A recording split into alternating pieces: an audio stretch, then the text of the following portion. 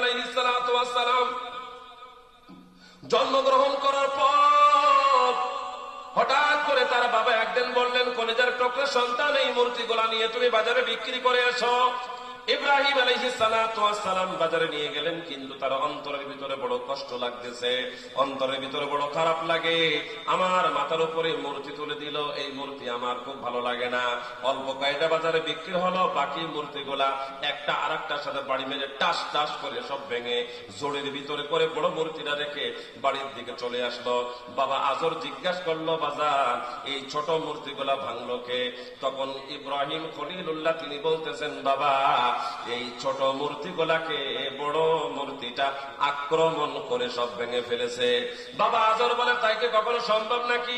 এই বেড়া, এই তো সাধারণ একটা মূর্তি, এই মূর্তিগুলা আবার আক্রমণ করে কেমন করে মূর্তি ভাঙতে পারে? মুসলমান ভাইরা আমার, আজর যখন এমন কথা বলল, সন্তান ইব্রাহিম খলিলুল্লাহ বলল, বাবা তুমি যদি এই কথাটা বুঝে থাকো, একটা মূর্তির গায়ে কোনো শক্তি নাই, একটা মূর্তি যেই মূর্তিরা নিজে হাতে বানাইলাম, ওই মূর্তির হাতে যদি, ওই মূর্তির গায়ে যদি কোনো শক্তি না থেকে থাকে, তাহলে ওই মূর্তি কখনো রব হইতে পারে না। জোরে আওয়াজ করে বলা যাবে কি সুবহানাল্লাহ। তার নিয়ামতের শুকরিয়া কেন নেই আদায় করি, তাই বারে বারে ওই কদমে লুটিয়ে পড়ি। যাই যেদিকে এই দুটি চোখ দেখে মহিমা, তার নিয়ামতের এই দুনিয়ায় হয় না উপমা। চতুর্দিকে তোমার কদমে সেজদা করি, তাই বারে বারে ওই কদমে লুটিয়ে পড়ি। তার নিয়ামতের শুকরিয়া কেন নেই আদায় করি, তাই বারে বারে ওই কদমে লুটিয়ে পড়ি। মুসলমান ভাইরা আমার, ইব্রাহিম খলিলুল্লাহ তার বাবাকে যখন এমন করে বললেন, সূরা আনআমের ৭৪ নম্বর আয়াতে কারিমার মধ্যে মূর্তি পূজার ব্যাপারে আল্লাহ পাক রব্বুল আলামিন তিনি চমৎকার ভাবে তিনি বলেছে, আমি কারোর অন্তরে আঘাত দেওয়ার জন্য বলছি না, যেহেতু আল্লাহ পাক রব্বুল আলামিন কুরআনুল কারীমের ভিতরে তিনি বলেছেন, তাহলে আমাদের বলা এবং শোনার দরকার আছে না নাই? আরো আসতে বলেন, আছে না নাই? যুবক ভাইরা এখান থেকে ভিতরে এসে বসলে অনেক সুন্দর হয়, কথা বলতে মজা লাগবে।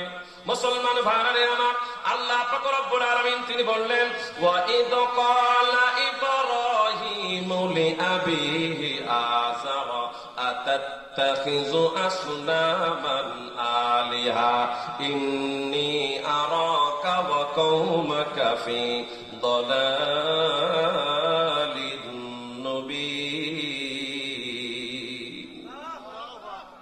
এমন করে আল্লাহু আকবার বলছে বলে ভারতের থেকে ভাড়া করে আনতে হচ্ছে। ইন্ডিয়ান হারবাল, কলিকাতা হারবাল খাওয়ানো লাগবে নাকি তার আগে আল্লাহু আকবার জোরে হবে? জোরে, আরো জোরে বলেন আল্লাহু আকবার।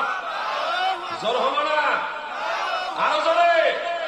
মুসলমান ভাইরা আমার, এই তাকবীরের ধ্বনিটা যদি আমাদের কাছে থাকে, নাস্তিক বেঈমানরা আমাদের থেকে পালাতে বাধ্য হবে। কথা বলেন ঠিক কিনা? এক হাদিকে মেরেছ, লক্ষবাদী জন্ম নিবে, বাংলার জমিন ভারত কোনদিন দখল করতে পারবে না। আওয়াজ করে কথা বলেন, কথা ঠিক না বেঠে?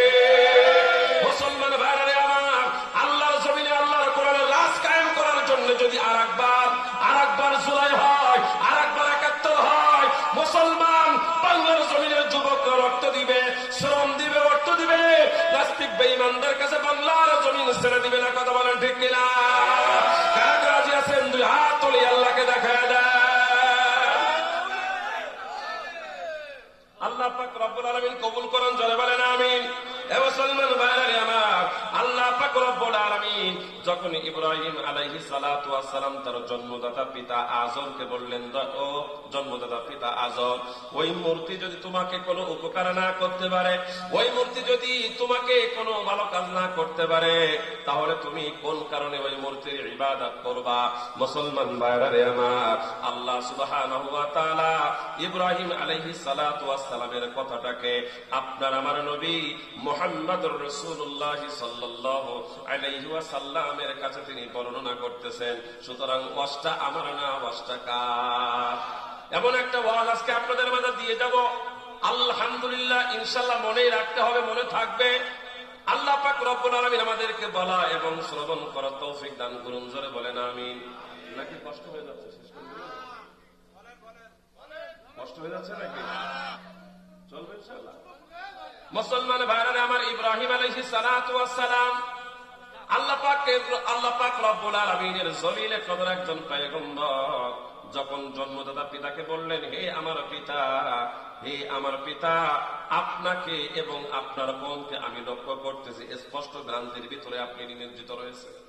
ঠিক সেই কথাটা আল্লাহ পাক রব্বুল আলামিন সেই কথাটা কুরআনুল কারীমে আপনার আমার নবীজির সাথে ওয়াজ করতেছেন। পয়গম্বর, আমি আপনার সাথে ওয়াজ করে দিলাম চমৎকার ভাবে, আপনি আমার এই ওয়াজটা আপনার উম্মতদের মাঝে আপনি বর্ণনা করে দেন। একবার জোরে বলা যাবে কি সুবহানাল্লাহ? আল্লাহ তাআলা বলেন, ওয়া ইদ ক্বালা ইব্রাহিমু লিআবিহি আযার আতাত্তাখিযু আসনামান আলিহা ইন্নী আরাকা ওয়া কওমাকা ফি দালালিন মুবিন। আল্লাহ পাক রব্বুল আলামিন তিনি বলেন, ওয়া ইদ ক্বালা ইব্রাহিমু লিআবিহি, আর স্মরণ করো ইব্রাহিম আলাইহিস সালাতু ওয়াস সালামের কথা। লিআবিহি আযার, ইব্রাহিম তার পিতাকে বলেছিল, হে আমার পিতা, ইন্নী আরাকা ওয়া কওমাকা ফি দালালিন মুবিন, আমি লক্ষ্য করতেছি, মনে করতেছি, ধারণা করে নিচ্ছি, নিঃসন্দেহে আপনি ভ্রান্তির ভিতরে, আপনি এবং আপনার কওম ভ্রান্তির ভিতরে নিমজ্জিত রয়েছেন। মুসলমান ভাইরা রে আমার, এই কথাটা যখন ইব্রাহিম আলাইহিস সালাতু ওয়াস সালাম তিনি বললেন, তার বাবা বড় রাগান্বিত হয়ে গেল, আর কোনো কথাবার্তা বলল না। ওই জায়গা থেকে তার বাবা চলে গেল। পয়গম্বর ইব্রাহিম আলাইহিস সালাতু ওয়াস সালাম এখনো পর্যন্ত তিনি নবী হন নাই। তাফসীরে তাবারীর ভিতরে আসছে তখন তার বয়স 28 থেকে 29 বছর। তাফসীরে কাবীরের ভিতরে আসছে বয়স তখন সর্বোচ্চ 25 থেকে 26 বছর হইতে পারে। আল্লাহ পাক রব্বুল আলামিন তার একাত্মবাদের পরিচয়টা যখন এমন ভাবে জাতির সামনে তিনি খুলে দিচ্ছেন, দয়াময় মালিক জিবরাইল আমিনকে হুকুম করলেন, হে আমার জিবরাইল, আর দেরি করো না, আমার গোলাম ইব্রাহিমকে ওই জমিনের পথ থেকে আসমান পর্যন্ত নিয়ে আসো। জোরে আওয়াজ করে বলা যাবে কি সুবহানাল্লাহ? আল্লাহ সুবহানাহু ওয়া তাআলা তিনি বলেন, ওয়া কাযালিকা নুরি ইব্রাহিমা মালাকুতাস সামাওয়াতি ওয়াল আরদ ওয়া লিয়াকুনা মিনাল মুকিনিন। আল্লাহ পাক রব্বুল আলামিন তিনি বলেন, এমন ভাবে আমি আমার ইব্রাহিমকে ভৌগোলিক সবকিছুকে দেখাইলাম। তাফসীরের ভিতরে লেখে, এ মুসলমান ভাইরা রে আমার, ইব্রাহিম আলাইহিস সালাতু ওয়াস সালামকে জিবরাইল আমিন এসে বলেন, ও ইব্রাহিম আপনি কি করতেছেন? বলে, আমি আকাশের দিকে তাকায় আছি। বলে, আকাশের দিকে তাকানো লাগবে না, এই পাথরের উপরে ওঠেন। মুসলমান ভাইরা রে আমার, আমি জানি ইব্রাহিম খলিলুল্লাহ পাথরের উপরে উঠেছেন একবার। সেটা কোনবার? আল্লাহ পাকের পবিত্র খানায়ে কাবা নির্মাণের সময় তিনি পাথরের উপরে উঠেছেন। কিন্তু না, আল্লাহর নবী ইব্রাহিম খলিলুল্লাহ তার জীবদ্দশায় 2 বার পাথরের উপরে উঠেছেন। জোরে আওয়াজ করে বলেন সুবহানাল্লাহ। প্রথমবার পাথরের উপরে উঠেছেন পুরো পৃথিবীটাকে দেখার জন্য। আল্লাহ পাক রব্বুল আলামিন তিনি জিবরাইল আমিনকে পাঠিয়ে দিলেন, জিবরাইল তুমি জলদি করে চলে যাও, দ্রুত ভাবে চলে যাও, আমার ইব্রাহিমকে পাথরের উপরে উঠাইয়া মাশরিক থেকে মাগরিব পর্যন্ত, জুনুব থেকে শিমাল পর্যন্ত সুন্দর করে ঘোরায়া তোমরা দেখাও, সুন্দর করে ঘোরায়া তুমি দেখাও। আমার ইব্রাহিম যখন পুরা পৃথিবীটাকে দেখবে, দেখার পরে ইব্রাহিমের অন্তরের ভিতরে আল্লাহ সম্পর্কে আরো ভালো ধারণা আসবে। জোরে আওয়াজ করে বলেন সুবহানাল্লাহ।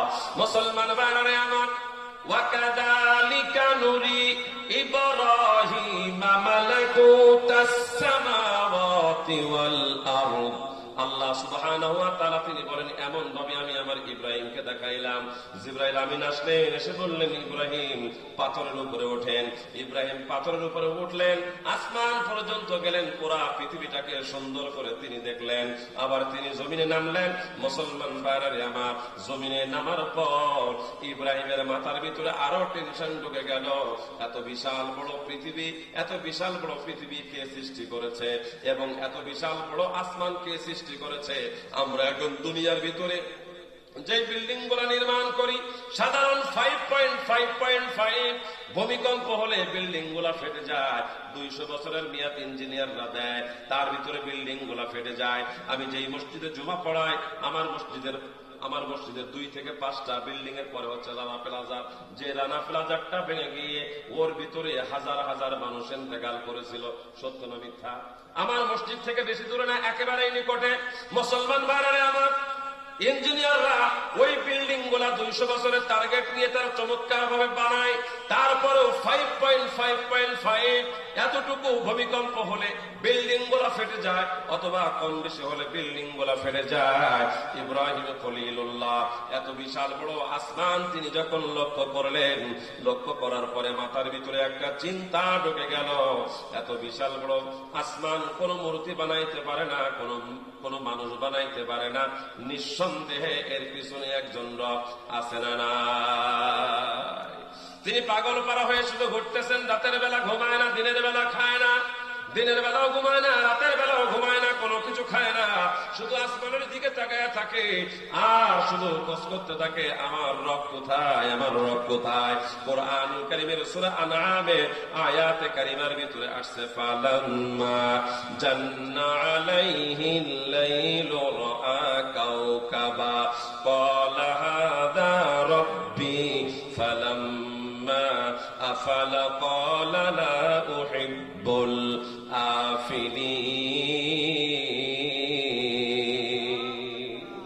ইব্রাহিম খলিলুল্লাহ তিনি যখন আকাশের দিকে তাকায় থাকলেন, চমৎকার পূর্ণ তারকারাজি তিনি লক্ষ্য করলেন। তারপরে তিনি আকাশে